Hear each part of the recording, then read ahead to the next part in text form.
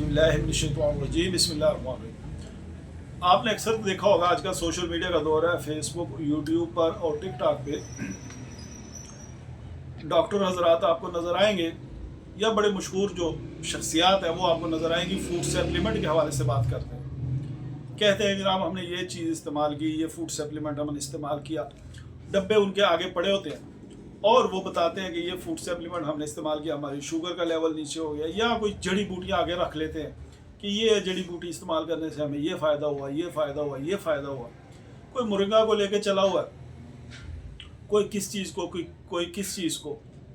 ये लोग जो होते हैं ये कौन है, इनका इस शोबे के साथ कोई ताल्लुक है भी कि नहीं, इस हवाले से इंशाल्लाह बात करेंगे। और फूड सप्लीमेंट के हवाले से बात करेंगे। क्या ये फूड सप्लीमेंट हमारे लिए वाकई ज़रूरत है? क्या ये एक मुतवाज़िन ग़िज़ा है? क्या हम फल फ्रूट छोड़कर हम ये फूड सप्लीमेंट इस्तेमाल कर सकते हैं? और इसके पीछे असल कहानी क्या है? जुड़े रहिए इंशाल्लाह, ये वीडियो पूरी देखिए। हम अपनी कोशिश करते हैं कि एक महदूद वसाइल में रहते हुए आपको कुछ बात समझा सके। दोस्तों, जावेद चौधरी एक एंकर है, मशहूर एंकर है। वो एक डब्बा आगे रख के कहता है कि ये ताकत की दवाई है, ये हर्बल है और ये मैं इस्तेमाल करता हूँ, ये फूड सप्लीमेंट है और मैं पहाड़ों पे चढ़ जाता हूँ और मेरी शुगर जो है नॉर्मल हो गई है। प्रोफेसर जावेद इकबाल साहब है, मोटिवेशन स्पीकर है, बहुत बड़ा नाम है, बहुत अच्छे बंदे हैं। उनकी गुफ्तगू जो है भरपूर गुफ्तगू होती है नौजवानों के लिए। अक्सर आपने देखा कि वो भी कोई ना कोई चीज़ लेके बैठे होते हैं और उसकी तारीफ़ करते हैं। इसी तरह डॉक्टर अफान कैसर का आपने नाम सुना, वो और उनकी बीवी भी इसी तरह इसी मौजू पे अक्सर बात करते हुए आपको नज़र आएगी। एक भट्टी साहब है, वो एक्सपर्ट है फूड के हवाले से और बड़ी अच्छी गुफ्तगू करते हैं, बड़ी मुतासरकुन गुफ्तगू करते हैं। एक शहजाद बसरा साहब है, पिछले दिनों या कुछ माजी करीब में उन्होंने मोरिंगा के हवाले से एक वीडियो बनाई, वायरल हुई। और वो मोरिंगा, उनके बारे में उसने कहा ये जन्नत का पौधा और ये शिफा का पौधा और ये हर बीमारी का इलाज। तो लोग मुतासर होते हैं, फैन फॉलोइंग इनकी बहुत ज़्यादा होती है। तो ये क्या कहानी क्या है असल में? क्या ये ज़रूरत है हमारी?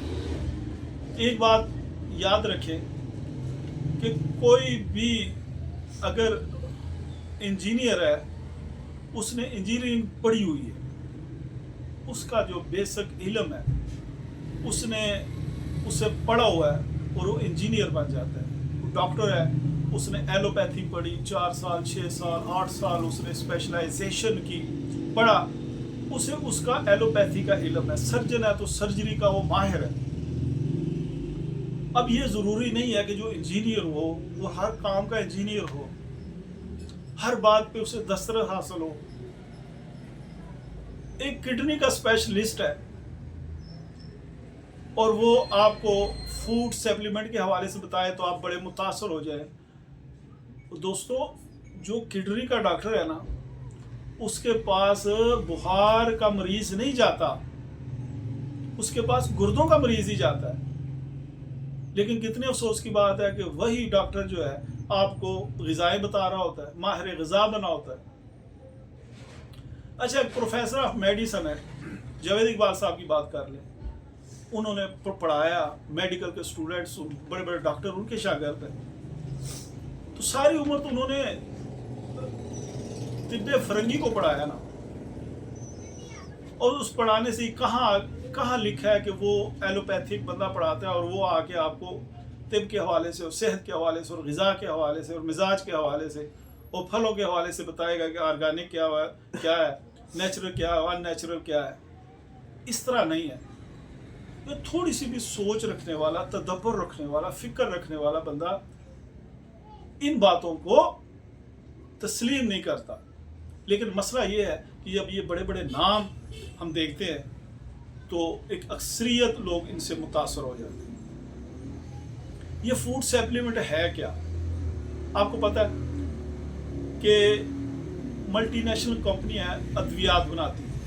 वो क्या करती हैं, एक चीज़ बनाई है, एक मेडिसिन बनाई है, उससे पहले वो क्या करते हैं, उस एक बीमारी पैदा करते हैं, क्रिएट करते हैं, वबा पैदा करते हैं, एक नाम पैदा करते हैं, ایک ماحول پیدا کرتے ہیں، خوف پیدا کرتے ہیں، بیماری کے حوالے سے اشتہارات لگاتے ہیں، میڈیا پہ ایک مہم چلاتے ہیں، جی بڑی خطرناک، یہ جی ایڈس سے بھی بڑی خطرناک ہے، جی کینسر سے بھی زیادہ خطرناک ہے، جی ہر بندہ اچھا ایک جھوٹے سروے کرواتے ہیں کہ جی اس ملک کے اتنے افراد اس میں شامل ہیں اس مرض میں. اس کے بعد وہ اچانک ایک خوف کا ماحول پیدا ہو جاتا ہے. اس کے بعد مارکیٹ میں ایک دوائی آتی ہے، ڈاکٹروں کے پاس ان کے کرندے پہنچ جاتے ہیں اور ان کو کہتے ہیں کہ یہ میڈیسن کی یہ دوائی ہے. اب کسی اور نے نہیں بنائی ہوتی وہ دوائی، انویسٹمنٹ چونکہ اس کمپنی نے کی ہوتی ہے. یہ مختلف ان کے شعبے ہوتے ہیں، میڈیسن بیچنے والے اور پبلسٹی کرنے والے اور ڈاکٹروں کے ساتھ رابطے کرنے والے اور میڈیا کے ساتھ رابطے کرنے والے لوگ اور اشتہار بنانے والے اور کنٹینٹ لکھنے والے، اور یہ پورا ایک انڈسٹری ہوتی ہے. وہ سارے ایک ماحول کریٹ کرتے ہیں اور اس کے بعد ان کا نمائندہ پہنچ جاتا ہے ڈاکٹر کے پاس، کہتے ہیں جی یہ بیماری کا بندہ ہے، یہ ٹیسٹ کرائے، اس کے بعد آپ نے یہ دوائی دینی ہے، یہ 1000 کی دوائی ہے مثال کے طور پر، اس میں آپ کو یہ کمیشن ہے، آپ دیں. اب وہ دڑا دڑ ڈاکٹر لکھ رہا ہے، دوسری کمپنی والے حیران پریشان. وہ کیا کرتے ہیں؟ وہ بھی اس طرح کرتے ہیں.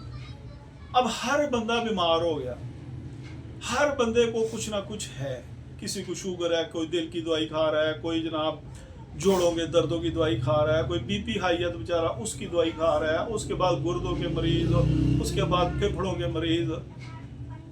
ہر بندے کو اگر ایک بندہ 40,000 کما رہا ہے تو وہ اس میں سے 10,000 وہ دے رہا ہے میڈیکل سٹوروں پہ اور ڈاکٹروں کو.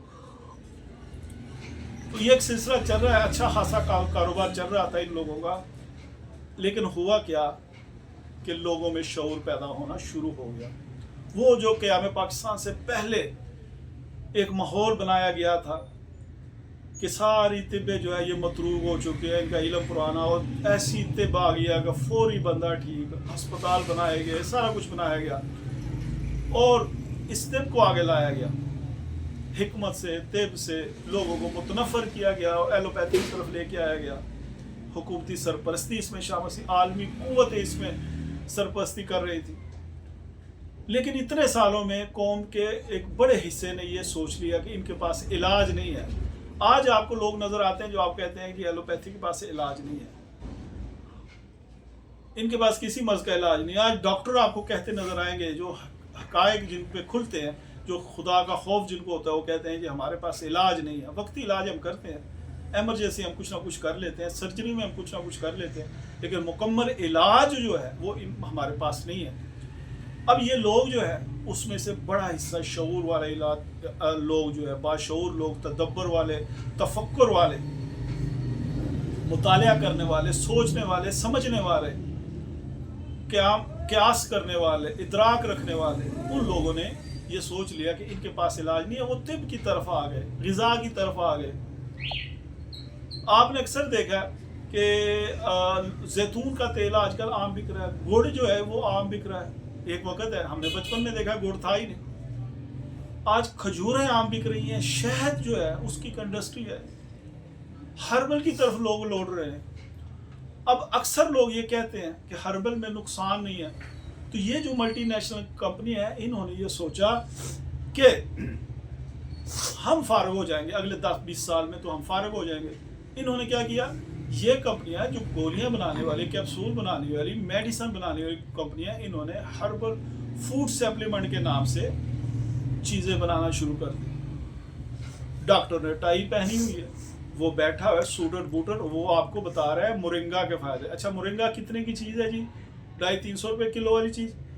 یہ ڈاکٹر صاحب کہتے ہیں کہ یہ مورنگا کا پتوں کا پاؤڈر ہے اور یہ آپ لے لیں. یہ کتنے کا جی؟ 2000 روپے کا. کتنا وزن ہے اس کا؟ 250 گرام، 200 گرام. یہ 8000 روپے کلو بیچ رہا ہے، جو 250 روپے کلو چیز تھی. اسی طرح ہر چیز کا یہ معاملہ کر دیا انہوں نے. تو یہ چاہتے ہیں کہ یہ جو لوگ جو بالکل ہم سے لا تعلق ہو گئے تھے، جو صحت مند ہو رہے تھے، جن میں کچھ شعور پیدا ہو رہا تھا، ان کو پھنسانے کے لیے انہوں نے یہ گیم کھیلی کہ فوڈ سپلیمنٹ کے نام سے کیمیکل لوگوں کو کھلا رہے ہیں. اب آپ کو وٹامن سی کی ضرورت ہے تو حضرت صاحب فرما رہے ہیں کہ وٹامن سی کے لیے آپ یہ کیپسول کھا لیں. یہ فوڈ سپلیمنٹ ہے. آپ کو وٹامن سی کی ضرورت. اچھا، ایک 5 روپے کا مالٹا آپ نہ کھائیں اور 50 روپے کا کیپسول کھا لیں، یہ کوئی عقل مندی ہے؟ فولاد کے لیے آپ آلو نہ کھائیں. یہ کبھی اگر یہ ہمارے ہمدرد ہوتے، عوام کے ہمدرد ہوتے، تو یہ آپ کو کہتے ہیں کہ ایک سیب روزانہ کھائیں. آلو میں فولاد ہے، راجمہ جو ہے اس میں فولاد ہے، کتنی دالیں ہیں جن میں فولاد ہے. عام سبزیوں میں فولاد والی سبزی ہے. چقندر جو ہے وہ فولاد سے بھرا، ٹماٹر میں فولاد ہے. لیکن یہ کیا بتاتے ہیں؟